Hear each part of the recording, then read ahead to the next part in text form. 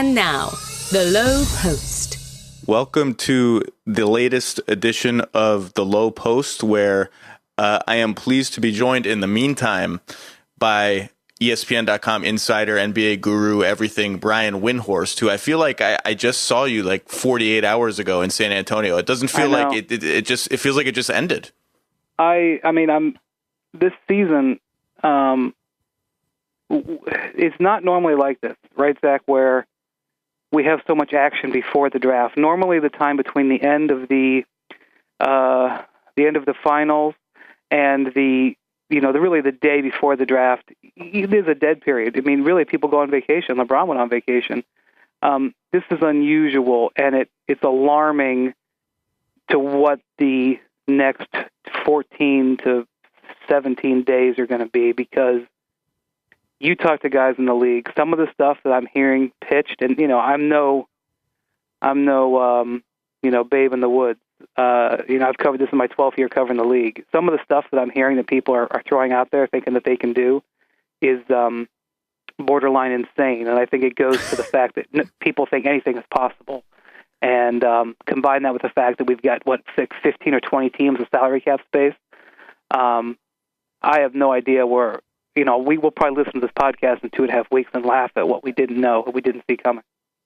I'm glad you brought up the unusual level of activity. Actually, last year, I flew out to Croatia the morning after Game 7 to get married. It was the only time of the year where we could squeeze in the wedding. And so I missed the draft, and I came right back for free agency. So it was a very short trip. And I remember saying, I don't really follow college ball. Nothing really happens between the finals and the draft. And I won't miss much. Of course, I missed a couple of monster trades and whatever. But I was thinking about that yesterday because I was like, this seems unusual to me, but maybe I missed this happening last year where there was all this craziness. But you're telling me, no, this is the first year where it's just madness before the draft like this.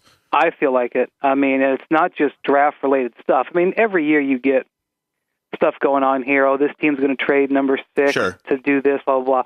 But, we're talking about some of the names I've heard that might get moved into salary cap space, not like we're going to trade these two guys for this guy, but like we're going to take this guy and we're just going to get rid of him to clear salary cap space.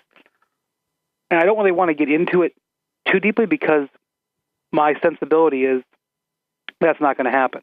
But just the fact that some of these people, and again, this is with executives, this is not you and me spitballing. Like, well, if this team trades these 7 guys, they could open $33 million in cap space. This is guys who run these teams talking about, well, one of our options is, we could trade this guy and get him off our books, and we could attach a pick to this guy, and they just move through it in conversation like it's ordering lunch. I mean, we're in for, I think, a really bizarre few weeks here.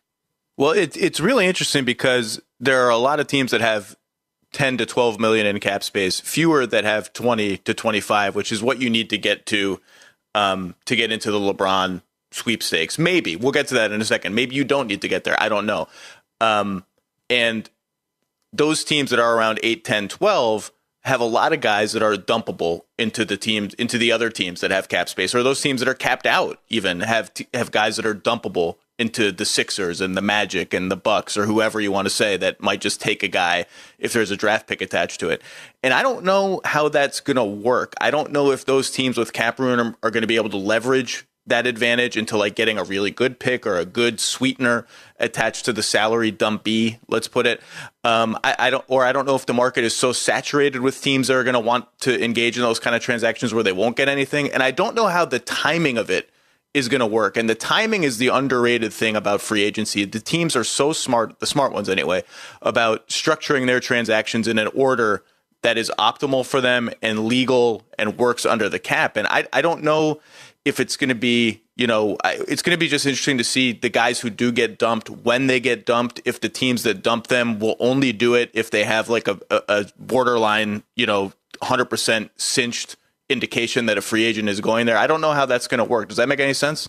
Yeah. So also, the teams have to prioritize their options. So a guy like who fits into this, who we've had news recently, is Zach Randolph. So if Zach Randolph, who I don't think anybody really thought was going to be hitting the market this year, because he's either going to stay in his $17 million deal or sign a new deal with the Grizzlies, which still may happen. He's now making waves that he may want to opt out of his contract.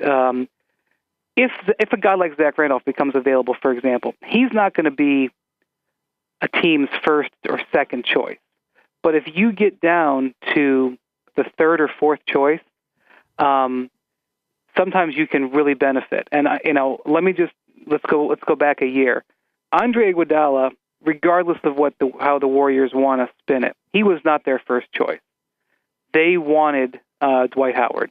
Sure. And after they didn't get Dwight Howard, they went all out to get Andre Iguodala to a degree that I still have a hard time grasping. I know you are a big Iguodala guy, and without commenting on his actual playing ability, the fact that you would give up 2 unprotected first-round picks to offload the money, which, by the way, just shows you what the market is for offloading money last year. I will bet that it's not the case this year, because there's more people in the market. But to get Utah to take that, they had to give away 2 unprotected picks, plus, a couple of players. I mean, Brandon Rush is not nothing.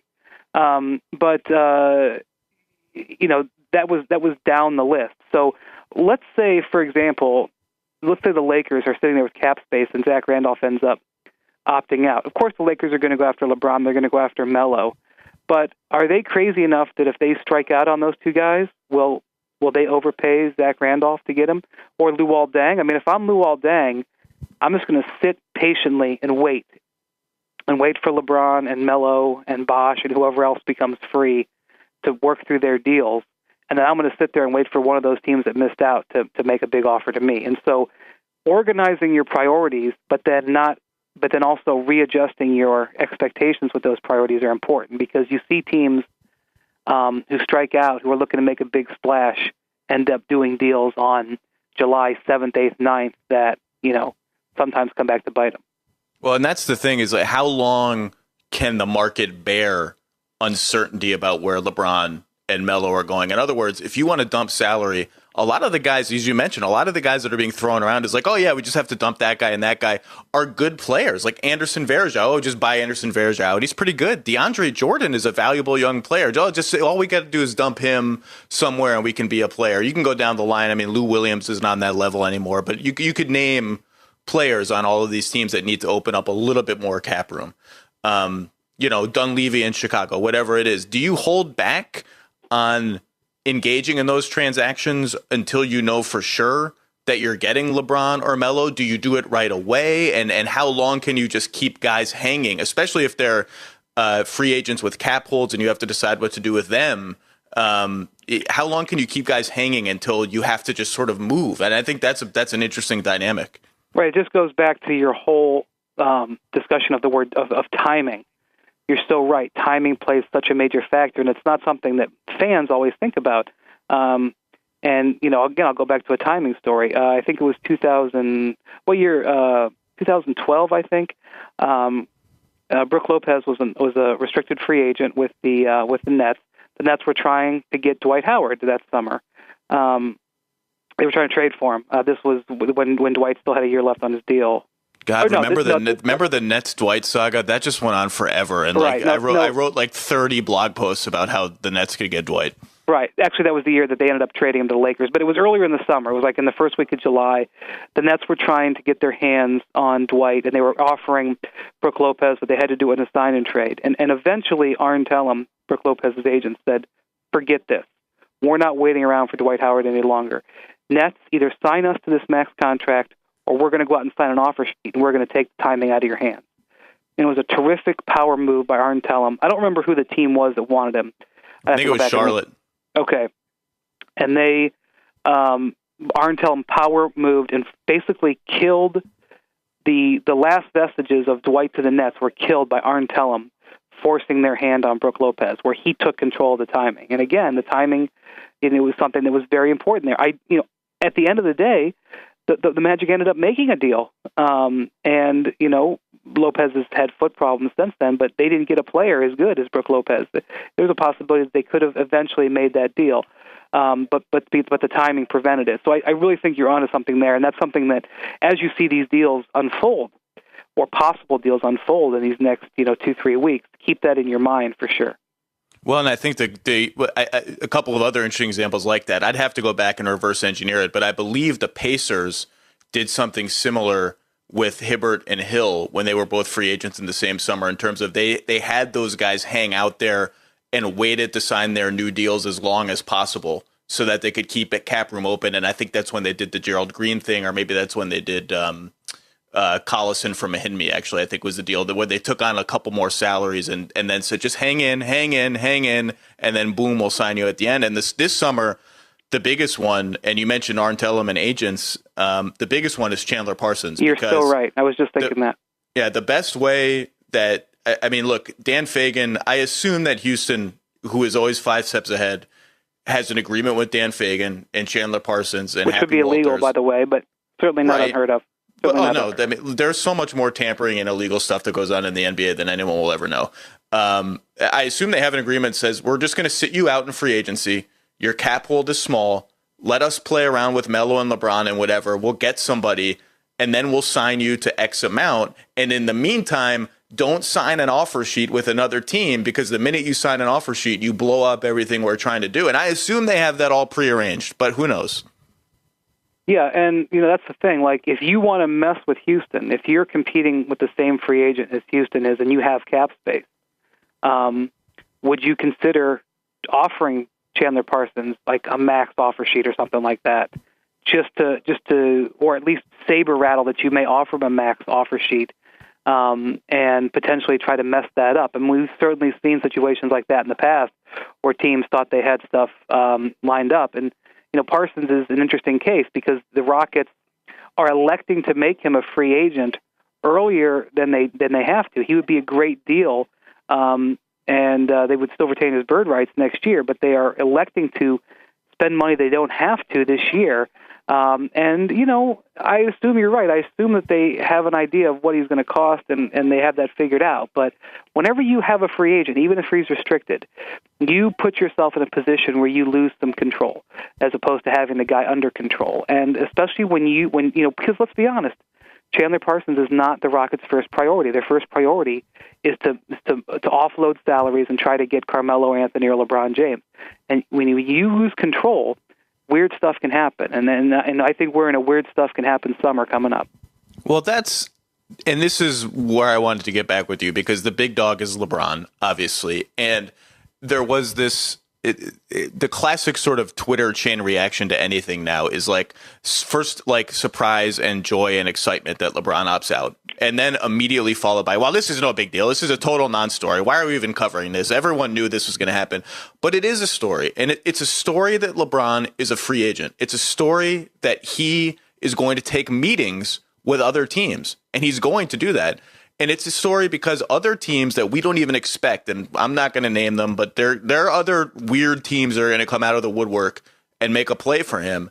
And he's out of the Heat's control to at least some degree. Even if he and Riley have an understanding of, hey, the most likely outcome is 95%, I come back, I sign for $16 million or whatever to help you out a little bit.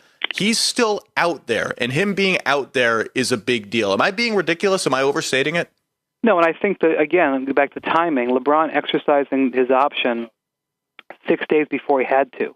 I mean, I thought for sure he was going to wait through the draft just to see what would happen in the draft. But I think LeBron, by the timing of it, is sending a signal by the timing. One, I think he wants to force the Heat to make a maneuver with the draft pick, either to trade the pick for a player that can help, or to maybe even move up in the draft to try to get a player that he may like. And I think it also sends a signal to the rest of the league, hey, I am so uncertain of what I'm going to do here that I want to make everybody have as much time as possible. And the feel in the league, and we won't really know, and only, to be honest, only really LeBron knows. But the feel in the league is that he's in play. And, maybe it's not 60% in play. Maybe he still harbors the full intention to resign with the Heat. But there is a belief that he can be taken, he can be gotten this summer. And because of that, teams are going to go wild. And part of the reason that was, it communicated was because he opted out so early. It's just sent a signal that he is looking around. And I just think, one, because he's, a Hall of Famer, one of the best players ever as an unrestricted free agent at age 29. I mean, we're talking about an extremely rare situation. Jordan was not an unrestricted free agent until he was in his 30s. Kobe has been one time in 18 years. This is very rare. So this is an opportunity to move if you've got it. And two, because you have it combined with a lot of roster flexibility out there, where all these teams have salary cap space, so teams that have dreams of getting him. It's not just a pipe dream like Pat Riley says. There's actually realistic ways and maps that you can figure out how to try to get him. And so because of all that, it is a big deal. When people talk about changing the face of the league, a lot of people could change teams in a cascading effect because one team may want to, or two teams may want to go all in to get LeBron. Yeah, the reaction and calling around to people at other teams yesterday was not. It's not like people started throwing papers around like we've got to scrap all of our plans now. We didn't see this coming, but it also wasn't yawning. It was okay. If we thought we had a 0% chance of getting LeBron, now we might have a 2% chance. That's literally what one GM told me yesterday. It's like if that was the odds, then our odds are a little bit better. And LeBron is worth to some of these teams.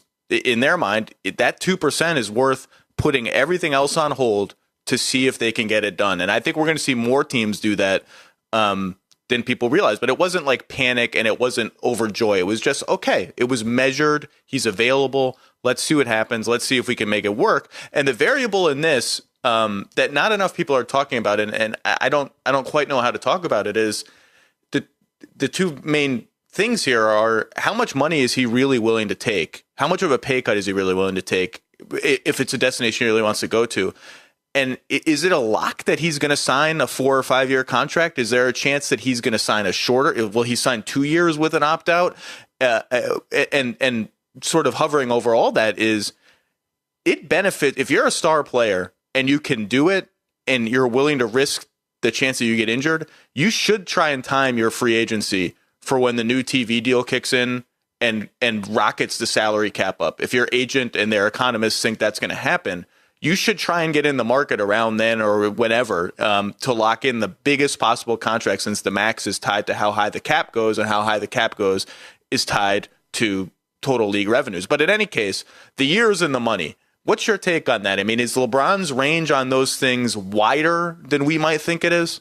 I think the least likely option is for him to sign for 4 or 5 years.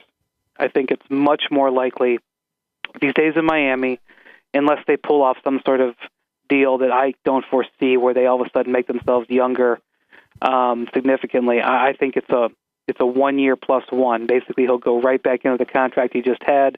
He'll sign for 1 year. They'll retain his bird rights. He'll give himself a player option because he can, and he could potentially be a free agent again next summer. If he goes elsewhere, I see maybe a 3-year deal with a 4th year player option. That way he could, or even maybe a 2+1 if he, as you say, feels like the max contract will go up very significantly after the new TV deal. The thing about LeBron is he has very deeply held thoughts on the maximum contract. He thinks it's ridiculous. Obviously, it's not something that he takes to define his career, because this is an incredible statistic, or factoid, I guess you could say. Do you know, Zach, LeBron has never been the highest paid player on his team? On his team? I thought you were going to say in the league. On his team? I guess that's true. He always made less in Cleveland. He played with Ben Wallace, who made more, and then Shaquille O'Neal, who made more. He is tied with Chris Bosh now. Yeah, they're tied just like a few $100,000 ahead of Wade, right? Right, but he has never actually been the highest paid player on this team. And whether it's by $1 or $1 million, it doesn't matter. He's never done it. So obviously, money in the annual salary is not the be-all, end-all to him. But he is definitely a guy who feels like he completely gets gypped and getting below his market value. And so in his head, he has made concessions for that. He said, okay, if I can't get the maximum amount of salary, there's other things that are going to be important to me. And and you wrote very eloquently about how the max salary encourages movement because it's not high enough, frankly. If the Heat could pay him $45 million this year, he would probably not be a free agent. He would opt out on the 30th, re-sign for $45 million, probably for 4 years or 5 years, and be done with it. But because the max salary is reduced, and by the way, LeBron would prefer it to be that way. He'd like to get that kind of salary. But because the max salary is depressed from where the actual market value is, he looks for other things. And one of the things that is valuable to him beyond money is flexibility. And so the contract that he signs, wherever it is, I guarantee you will have flexibility in it. Now, how much he signs for is also important. And in theory, he could sign anywhere if he's willing to take the mid-level exception or less.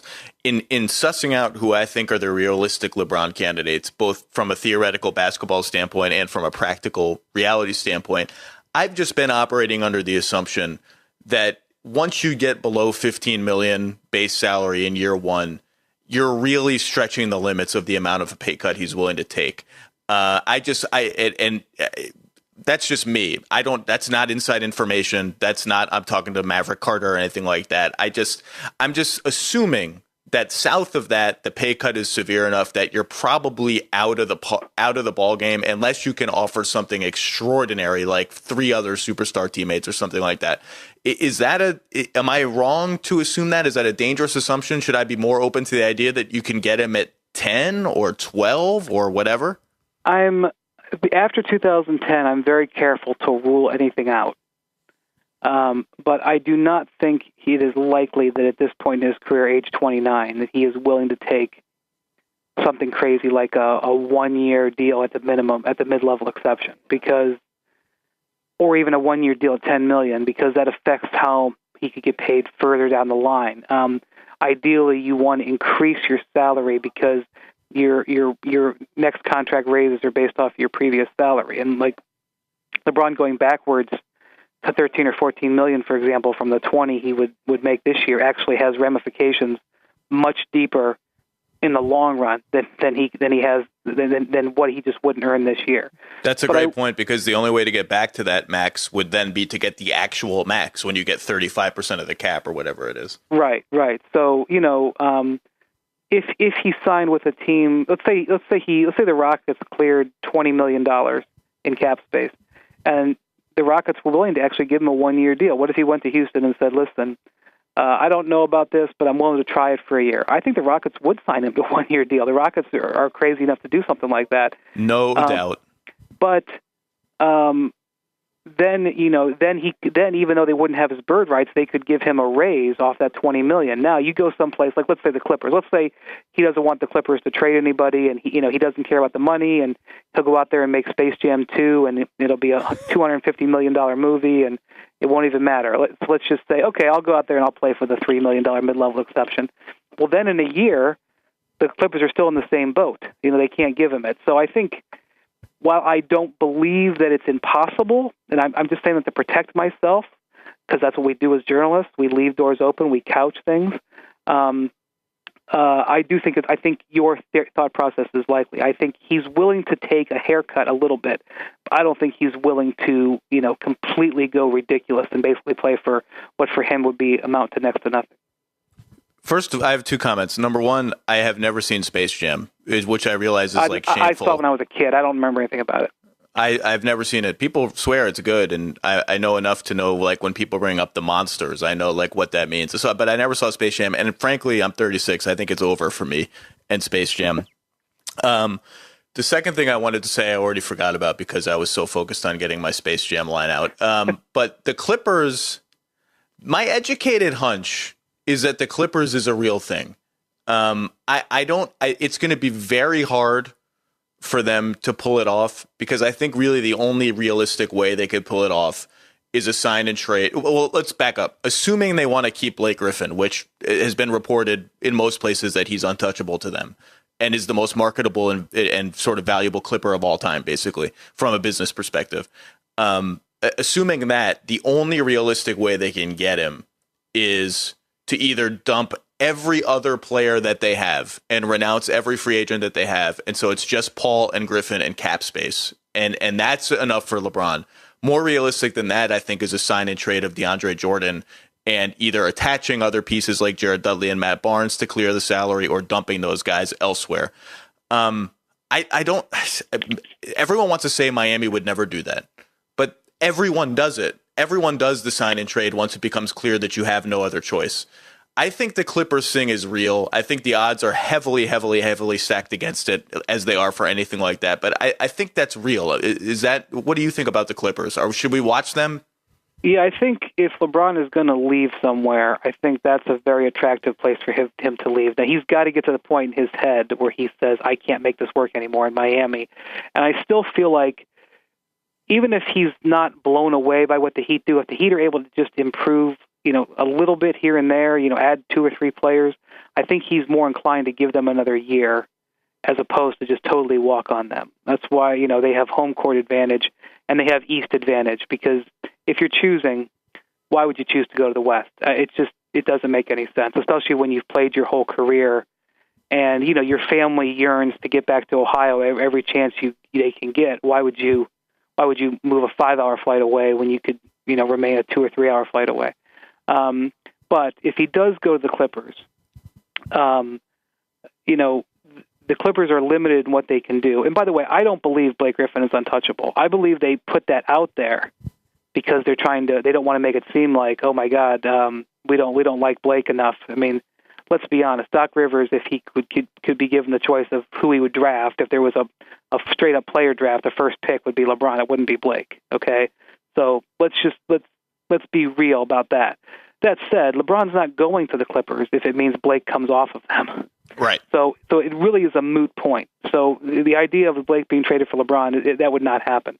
As far as whether he would do a sign and trade, I believe they would. And one of the reasons I believe they would is if LeBron leaves, I think Pat Riley may retire, or at least give up his position as president of the Heat. He's already sort of lined that up. He was planning on doing it years ago, and then he went in and got LeBron, and he's extended his career.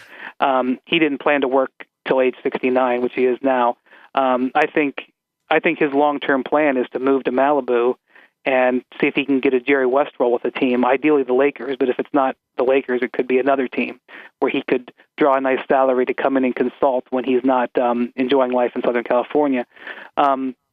So saying that, well, Pat Riley would never do a sign and trade, he would never succumb to that. I agree, but it may not be Pat Riley's decision. So I do think that you could force a sign and trade through, but it would have to be a sign and trade that was agreeable on LeBron's terms. That's where you get into it. And when it comes to the Clippers' ability to clear cap space, that's a challenge. I mean, they don't even have a first round pick. Their 2015 pick is owed to the Celtics for Doc Rivers, and so the first pick they could attach would be 2017. And if you're trading for LeBron, I don't know if you want the 2017 pick that you're that interested in it. So it's possible, but it would take a sledgehammer. And LeBron has a sledgehammer. It would be interesting. I think it's on the board, but I don't think it's number one on LeBron's list. I don't know what else is really on the board, because the sense I get from talking to people around the league is that he's just not going to consider out of the box ideas like Phoenix and Atlanta. And I'm driving the Hawks bandwagon, by the way. I know you are. He should absolutely consider the Hawks. You cannot guard Teague, Korver, LeBron, Millsap, and Horford. Unguardable. They'd be the most fun team to watch in the league outside of the Spurs. Maybe even more fun. But I just don't think those are on the table. Chicago is in a position to control a lot of what happens in the offseason with both Love, LeBron, and Melo. I just don't see him doing it. It's just too fraught with like demons and rivalries and a shot at the Cavaliers.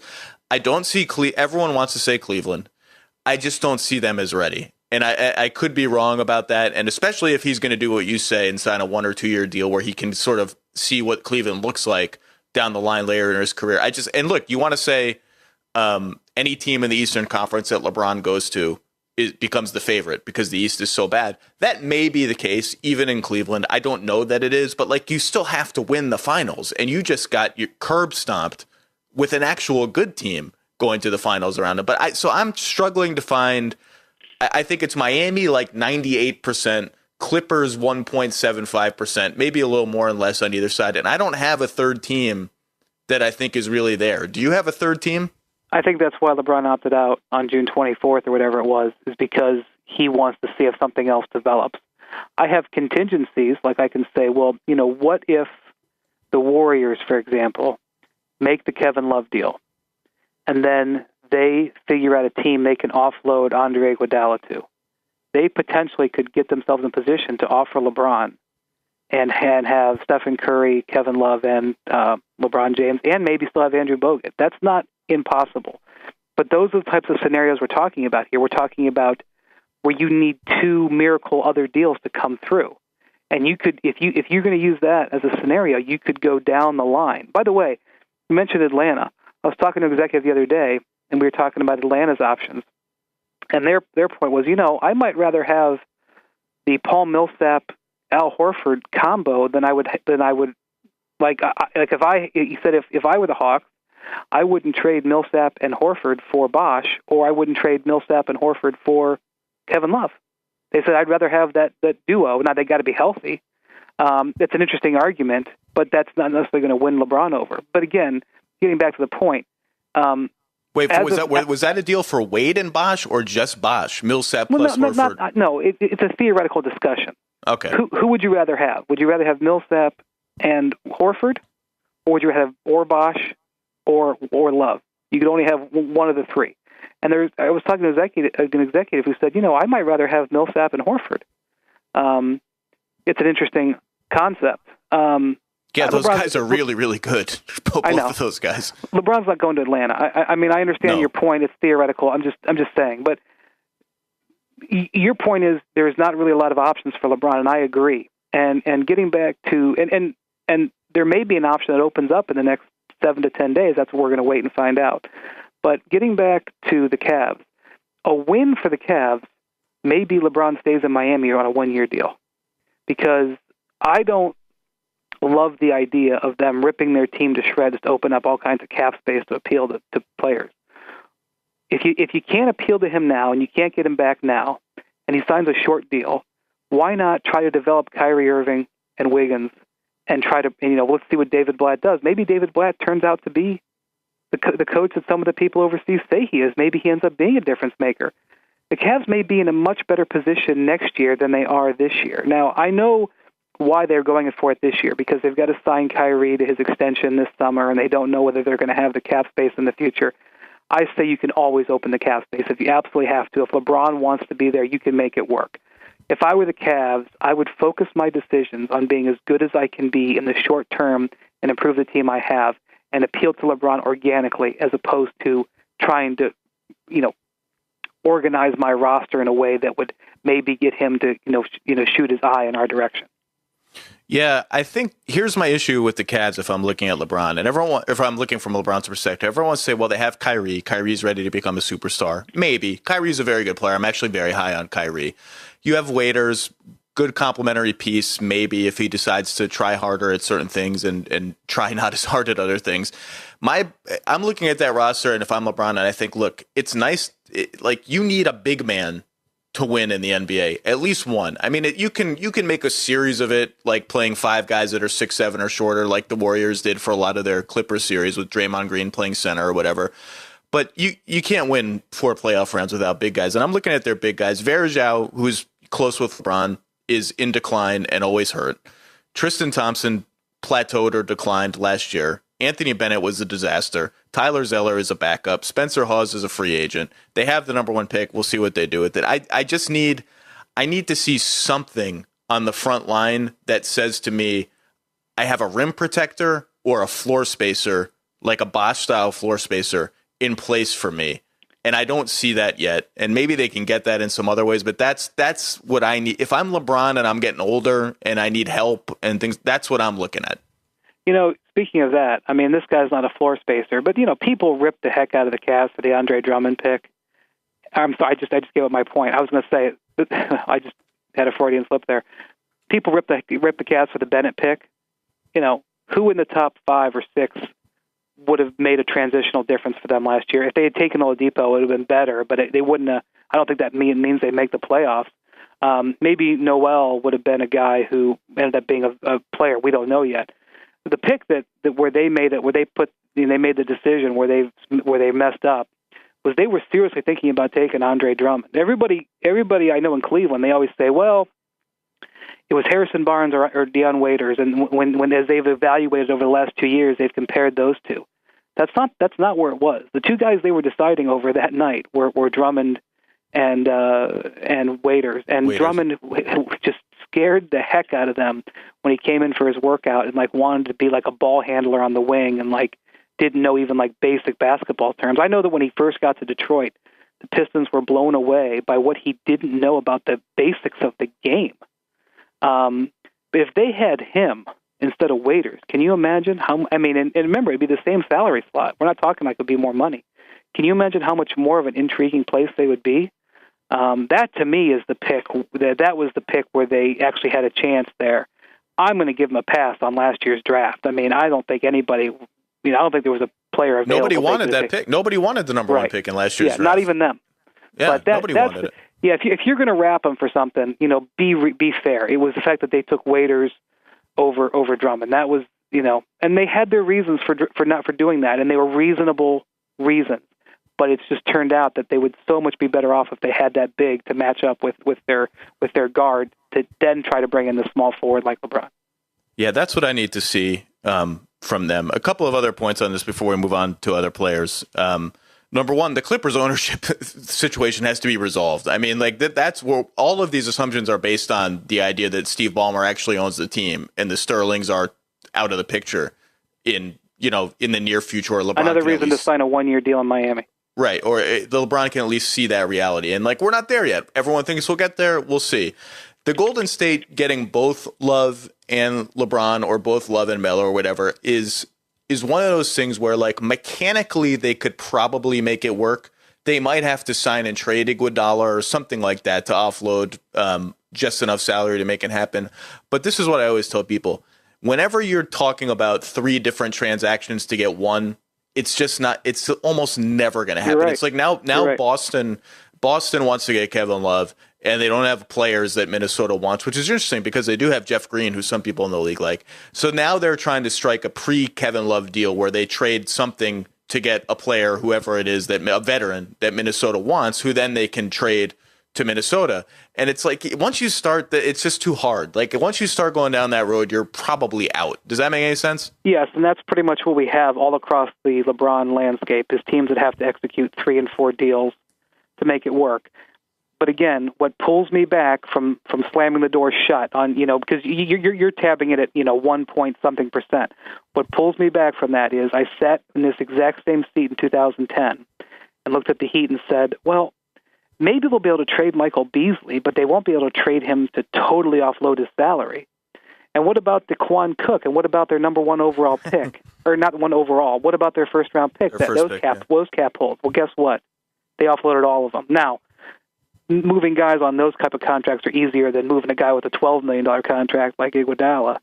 But it's just the one thing in the back of my mind. And, even a year ago, Golden State pulled something out of the hat. And they paid for it dearly, but they pulled something out of the hat. And I've talked with Bob Myers about this as sort of a new paradigm in the league, is that things that were not possible a few years ago are now possible. And especially if you have guys like Sam Hinkie operating in this league who is willing to swallow $10 or $12 million in salary to get maybe a first rounder and 2 second rounders. If the Houston Rockets offered Sam Hinkie a first round pick and 2 second round picks, or a first round pick and Donatas Motiejunas or something like that for the right to take on Jeremy Lin, they would do it in a heartbeat. There are teams willing to do that.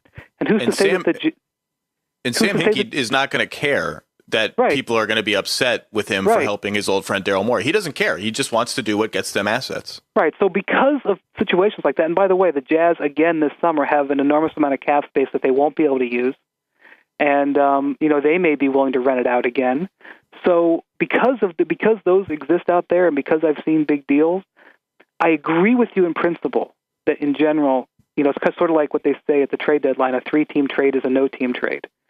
I completely agree with that. But because these variables are out there that really didn't exist 3 and 4 years ago, I just want to stop short of saying that it's not possible. And that little window, however big it is emboldening people like the Warriors, people like the Clippers, people like the Lakers, like the Rockets, who are trying to figure out ways that they can pull off this massive maneuver to make what they think would be a championship move.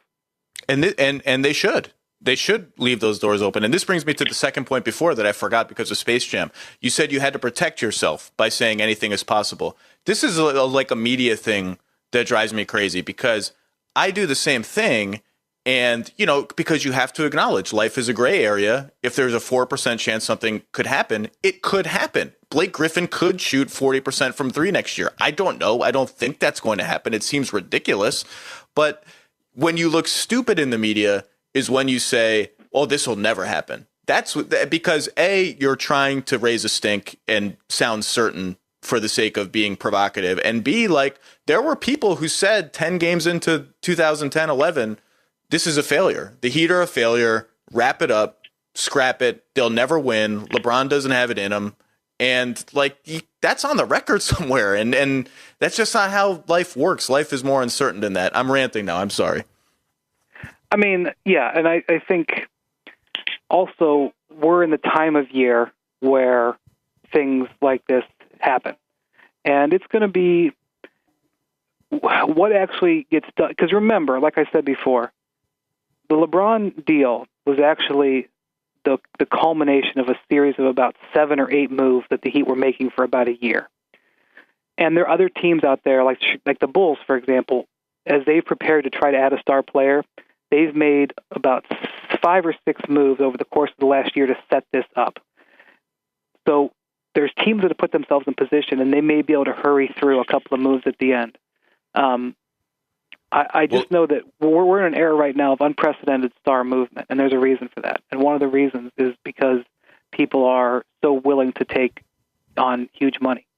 Well, right down to the Bulls signing Eric Murphy and Ronnie Brewer and all these nonsense deals at the very last second during the season as trade chips, as salaries that can move around. And by the way, they are the team that people should be terrified about, because if you want to talk about a team that can do a couple of mega moves and it's not completely implausible that they could do it, that's the team, because they have enough trade assets and all the picks that they have, and Mirotic overseas, who may resign and never come here, but we'll see, to trade for a superstar player, whether it's Kevin Love or something else, without giving up Boozer.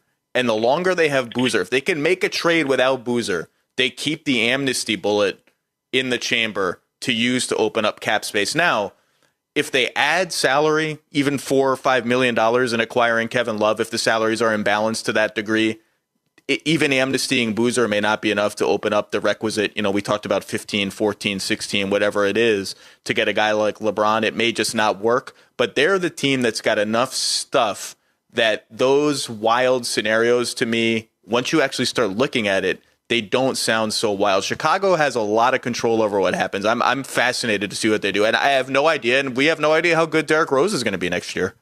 Well, they're certainly putting out the idea that Rose looks great. Now, they're doing that for a reason. They want that out there because they want Melo and LeBron and Kevin Love to hear that. And, so I think the Bulls are in a favorable position to get one of those 3 done, Melo, LeBron, or Kevin Love. Now, I think LeBron's the least likely. Melo's probably the most likely. Are any of them over 50%? I don't know. But any of those moves, any of those 3 moves, the Bulls, to me, I would, before I see what the Heat do, but I would sort of consider, picking them to win the East next year. If they're able to add Kevin Love or Melo for sure, they're in a wonderful position, because not only do they have these assets, which include space, trade options, and the fact that they're adding a huge player in Derrick Rose coming back, they play in the Eastern Conference. So the mountain they have to climb is much less. I mean, you look at the Warriors. The Warriors had, in some respects, one of the best off seasons in the league last year, and they ended up with the 6th seed. The Rockets had maybe the best off season last year, especially if you include the fact that they added Beverly for nothing, and they couldn't get out of the first round.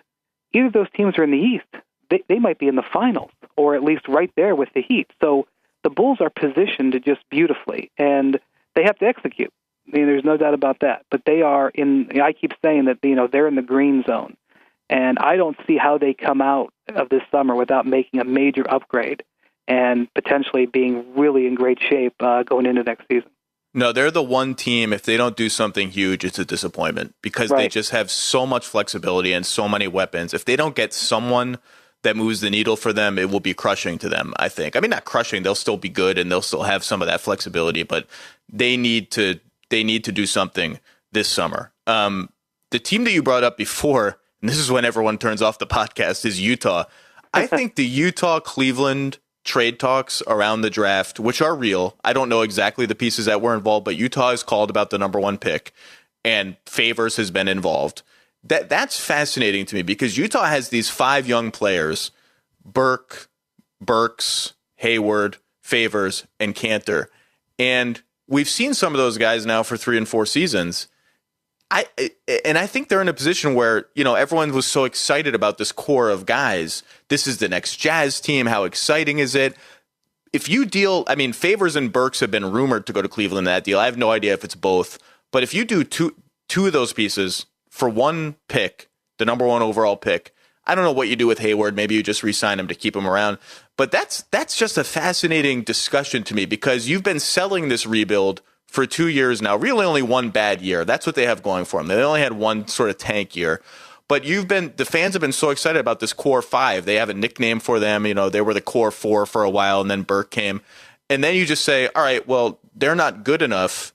Let's see if we can get the number 1 pick, which is the most valuable asset, in the sport, basically. I think that's a fascinating move by Utah even if they're trying it, to just say, this rebuild, we already know these guys are 23 years old. We already think they're not quite good enough. Let's try and get another piece, even if it's a step back. I think that's fascinating. I have no idea. Do you have any inkling into what they're going to do? This has many layers because, again, the Cavs aren't going this direction, but the Cavs could exact a king's ransom for that number 1 pick, and they could do it in a way that could position themselves so beautifully for LeBron in a year. The Favors is a rim protector. Yeah, it wouldn't help them get LeBron now. But I don't know how true this is. I do know that the Cavs have talked with the Magic about Aaron Aflalo. I definitely know that that's on their board. Whether or not they could get Aflalo, the 4 and the 12, now that seems like it's ridiculous. I feel like you have to do that deal. But the reason the Cavs, I don't think, want Favors is because they don't want to have that $12 million on their books when they're trying to recruit free agents. But to get a top 5 pick, a good wing player, and a quality power forward to move down 4 spots, it's remarkable. And here's one of the reasons that the Cavs are getting these offers. The Bucks have made it very clear they're not trading their pick. They want Wiggins or Parker, and they prefer Parker. And you can't get to them. There's nothing you can offer to get to them, and they're not. They don't want to move up. They want to pair one of these young guys with the Greek Freak. They feel both of them pair nicely with them. They'll take who's ever there. So you can't get the number 2 pick. So you've got these teams, especially Utah, who are under pressure. They would love to get Jabari Parker for their market. He's Mormon, which would be huge there. And if you ever spend time in Salt Lake City, it's not just a cliche. That is a very important thing there. They would so embrace a guy like that. And I think they're under immense pressure to do that type of deal. And so they're offering crazy stuff. And the Magic potentially offering crazy stuff. And I just don't know if the Cavs are going to be willing enough to listen to these terrific offers, because I don't think the Cavs are interested in Favors, to be honest. But if you could get 2 lottery picks, if you got Aaron Aflalo and 2 lottery picks, you could then trade Dion Waiters for a pick farther back in the draft. There'd be teams back in that draft who would give you Dion Waiters for a pick outside the lottery, probably in the 20s. You could come out of this draft with 3 top picks and Aaron Aflalo, or 3 first-round picks and Aaron Aflalo. That would be a tremendous haul. So, but I don't think the Cavs are thinking like that. And so I don't honestly know if the Cavs are even taking Utah's calls seriously, because they're not interested in using up the cap space. this is where the Embiid injury becomes, I mean, obviously it's a huge deal, but when he was the consensus number one guy, I think that gave Cleveland a clean roadmap into how to use the pick. It would have made the offers for it even more gargantuan. And he just would have been an easy pick there on a rookie scale contract. You get a center who might be your bridge to that big man that we talked about. And that's gone now. And it's going to be fascinating to see how far he slips. Two other things you mentioned. The Greek Freak, he might be like 7'6" by the time next season starts. I mean, that guy's like hearing about this. He keeps growing. Like, how is this even possible? I don't know. He's going to be 8 feet tall in like 3 years. Like the Cavs were willing to give up the number one pick because the Bucks want Jabari Parker because he's a Chicago guy and that fits the market and everything like that. The Cavs, I think, would have been willing to listen to swap picks, but they wanted, I can't even say his name. I got to learn it because he's going to be stud, but that's what the Cavs wanted in that deal. They would move down to 2, but they wanted that as a price, and the Bucks just weren't interested. Do you mean Giannis Antetokounmpo? Thank you. By the way, all this talk about the Jazz want Parker because he's Mormon, and the Bucks want him because he's from Chicago. Like, these are not how you should make decisions about your team. I realize, look, I have no idea how good Parker is. Like, I really don't.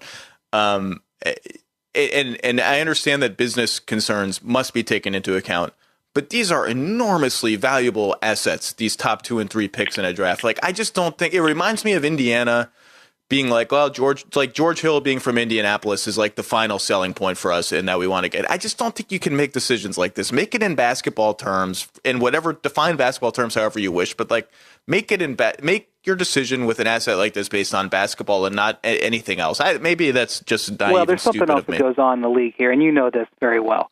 Sometimes your owner really wants to do it, and so you make the call, and you don't sell it as hard, and you're told no. And then it gets out there that you were interested in it, and at least your owner knows, well, he tried. Sometimes general managers act under orders, and their hearts aren't really in it. I'm not saying I don't have any information like that on this thing, but I know that happens in the league on a regular basis. Owner management, and especially these days, is very prevalent. And so sometimes you call and make an offer because your owner is worried about the business, but you end up getting what you want because you control the way the pitch goes. You have to go shortly. I have to go shortly. The one team we haven't really brought up is the most popular team in the NBA. What happens? What are the Lakers? Like, what are the Lakers just going to be taking, like, overpaying for the leftovers? Is that where we are with them at this point? So somebody in the league texted me today and said, how about Team USLA, Melo, LeBron, and Coach K? And you laugh at it, and then you start thinking, Coach K did get Kobe, Melo, and LeBron to play together, and that was some of Melo's best games of his career. He's not leaving Duke, but wait a minute, he's 57. Anyway, I think the Lakers have everything on the table. It would have been if Kobe had just taken $18 million, not 23.5. If he had just taken 18, which would not have been an insult by any stretch, signing a guy to a deal, or if he had just been a free agent now and he just waited, that would have cost them money eventually. But even if he had just gotten $18 million and they had an extra 5.5, it would so much more open up some of their options. Having Kobe sitting there at $23 million, and you don't know. I mean, if you're LeBron or if you're LaMelo, you're going to go out there. Is Kobe going to come back and think he's going to run the show again, coming off 2 major injuries? How about can he jump? How about that? I mean, people are saying, well, LeBron can't keep playing with Dwayne because he's all broken down. Well, I mean, at least Dwayne Wade still plays. He puts up good numbers when he's out there. I mean, Kobe played 6 games this year, and he's on the cap for $48 million. I mean, I understand why they did it, but it really put handcuffs on. They're trying to do this with one arm tied behind their back. I do believe they could get rid of Steve Nash. They'd have to lose the number 7 pick. I think it would be insane to give up the number 7 pick just to clear $10 million in cap space. But I guess crazy things happen. But they could do it. But I mean, I don't know. I don't know. Kobe just polarizes everything. I think. Look, it's the Lakers. They always get what they want. Their fans and even all of us are conditioned to think that, like, whatever they want, they'll get it. Shaq, Kobe, Dwight, whatever. I think they're in a real danger zone over the next 3 or 4 years. If they strike out in free agency, and look, if I'm a star free agent, I am not going there. What am I going to do? I'm play with Kobe and Nash, Kobe in the 7 pick, Kobe and like Robert Sacre. I'm not going there. Particularly if they trade this 7 pick to offload more salary to make a run at people, if they don't nail one of these big signings, and one is not enough. Like, you put Melo there next year, great. You're battling for the 8th seed at best. The roadmap for them to get back to championship contention is really dodgier, I think, than a lot of Laker optimists want to realize. I would be very, very worried about that team if I were a Laker fan. Yeah, I suppose because you could actually get down to Kobe. I mean, you could even get rid of Bob Sacre if you had to. I mean, he's a big man. He makes less than $1 million. You could get off that contract. Easy. You could actually get it down to Kobe and 12 cap holds, which would put you in the neighborhood of $40 million. Not quite that much, 30-some million. Yeah, I was going to say 35. You'd have enough to make credible but still pay cut offers to 2 guys, and I just don't think that's realistic. And I agree. And I'll just go back to what I said at the start. If Kobe had just taken $5 or $6 million less, or was a free agent right now, it would have opened up in a complete new world of opportunities. But he didn't, and that's past. Nothing they can do about it. And so, I think that they swing for the fences. Ultimately, it wouldn't surprise me if they just sit on it, because ultimately they're better off drafting the number 7, trying to develop that guy, playing out Steve Nash, getting rid of that money, and trying again next year. And then you'd have a better idea what you'd have with Kobe. I mean, heck, if Kobe couldn't even play, you could theoretically stretch him and get, if Kobe came back and just couldn't do it, just wasn't any good, he could retire. You could just stretch that contract and open up a whole bunch more cap space next year. Unless you can hit the Grand Slam, and I know this isn't what Lakers fans want to hear, I think you just take a knee for this year and try again in 2015 when the market is going to be better anyway. And I don't think they're going to do that. I think the chances are higher they're going to overspend in some silly way that's going to hurt them. You mentioned the stretch provision. That's a market inefficiency. The teams haven't figured out how to use that aggressively enough, and I think that's going to change over the next couple of years. It's something I brought up in writing about Kevin Love. Everyone's panicking about the Kevin Martin contract. Just stretch it. Just stretch it after 1 year. See if he contributes. If not, it's not that damaging.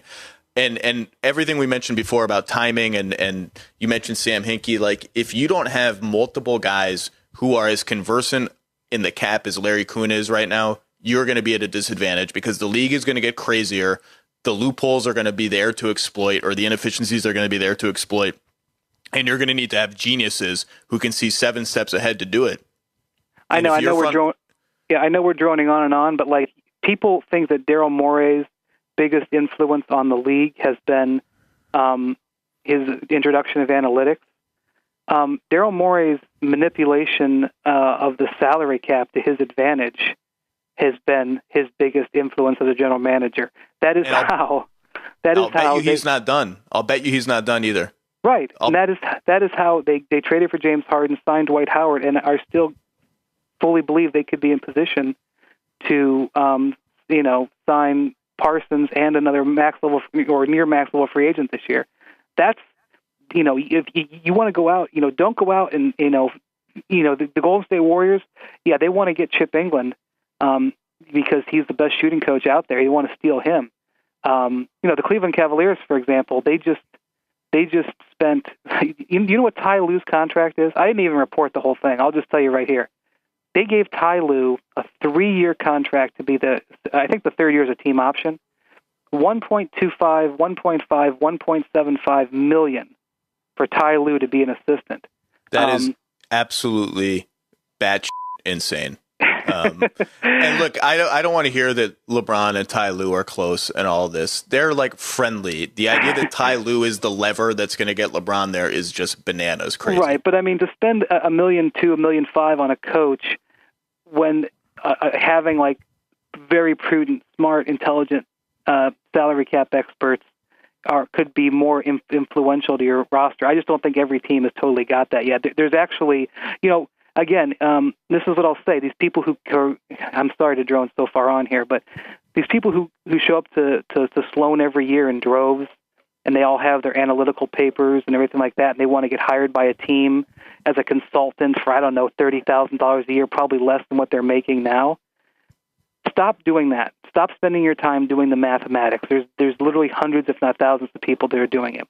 There is a dearth of people who can do salary cap stuff in the league, and I mean analyze it down to every single detail. Absolutely. If you want to be an expert and you want to get hired by a team at good money, spend the next 2 years of your life going over the salary cap with every single sentence and breaking down every single sentence. There's a guy I know who's a cap guy in the league, who's one of the better ones, who almost he got offered a long-term deal with his team this year, and he almost didn't sign it because he realized there's such a dearth of cap experts in the league that are really good at it that he may be able to form his own firm and just contract himself out to 4 or 5 teams and make triple or 4 times the money. He ended up not doing it because the paranoia is too deep in the NBA and everybody would think you're sharing secrets. Sure. But my point is, salary cap gymnastics, as you've termed it beautifully, I really want to just get your handwritten permission to just steal that and make it part of the left. Go ahead. The ability to do that is so important, and everybody's probably turned off the podcast and moved on now. But you guys who go to Sloan every year, who are hoping your paper gets noticed by a GM so they give you a job, go download the CBA. It's available online. Download the CBA, print it out, and spend the next 2 years with it, and then you come back. You can get a job in the NBA. I always tell people there are people who are conversant in the cap, and I think you and I would qualify as that. Yeah, I know the cap agree. pretty well. I know the rules. There are people who can work for one team and see their own team's scenarios play out over the next 4 or 5 years. And there are like 5 guys in the NBA who can do that simultaneously for all 30 teams. Like 5 to 6 maybe. And those guys are enormously valuable and should make more money than they do. We are droning on and on. You have to go. All my friends, you probably had this too, texted me after the finals saying, oh, well, now you're free. Let's all hang out and get Yeah, drinks right. and all that. Yeah, You right. guys still don't know the NBA calendar. It's the silly season, baby. And Brian Windhorst has been here to guide us through it. And the next couple weeks are going to be nuts. Thanks for the time, man. All right, happy 1-year anniversary coming up for you. Thank you. Okay, take care. Thank you for listening to Grantland. To hear more Grantland shows in your earballs, subscribe to Grantland Sports and Grantland Pop Culture on iTunes. Or go to grantland.com and click on podcasts.